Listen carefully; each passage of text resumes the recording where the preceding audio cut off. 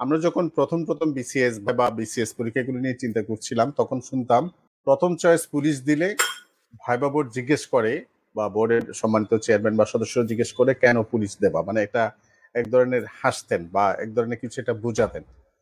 একইভাবে কেউ যদি BCS customs cadre, BCS taxation, BCS audit and accounts, এই ক্যাডারগুলো তো অনেকেই দেখা যায় প্রথম choice, second choice, third choice এভাবে দেখে থাকেন।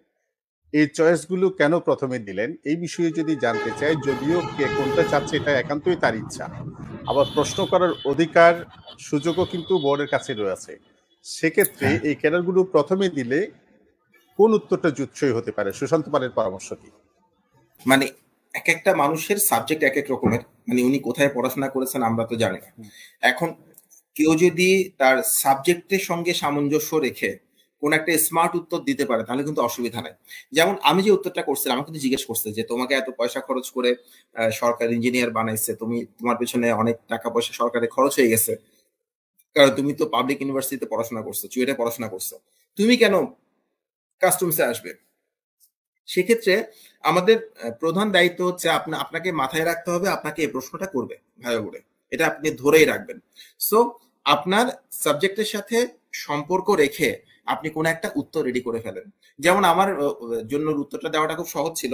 আমি তো পড়াশোনা করেছি কম্পিউটার সায়েন্সে, এবং ওই সময়ে আমাদের জাতির রাজস্ব বোর্ড, যাদের যে সংস্থার অধীনে আমরা চাকরি করি, ওই জাতীয় রাজস্ব বোর্ড অটোমেশনে যাচ্ছিল। এখন আমার কাছে আমি বলেছি যে আমি যেহেতু কম্পিউটার সায়েন্সে পড়াশোনা করেছি, সো আমার কম্পিউটার সায়েন্সের নলেজটাকে আমি ওই জাতীয় রাজস্ব বোর্ড যে অটোমেশনে যাচ্ছে আমি এখানে খুব ভালোভাবে ইমপ্লিমেন্ট করতে পারবো। এখন আমি ইমপ্লিমেন্ট করলাম কি করলাম না এটা পরের কথা, কিন্তু আমি এটা বলে পার পেয়ে গেছি। এখন আপনাকে আপনার সাবজেক্টের সাথে আপনার ক্যারিয়ারের যে ফার্স্ট চয়েস ওটার সঙ্গে একটা ভালো লিঙ্কেজ তৈরি করতে হবে। এটার জন্য আপনাকে খুব ভালো করে নোট করতে হবে জিনিসটা।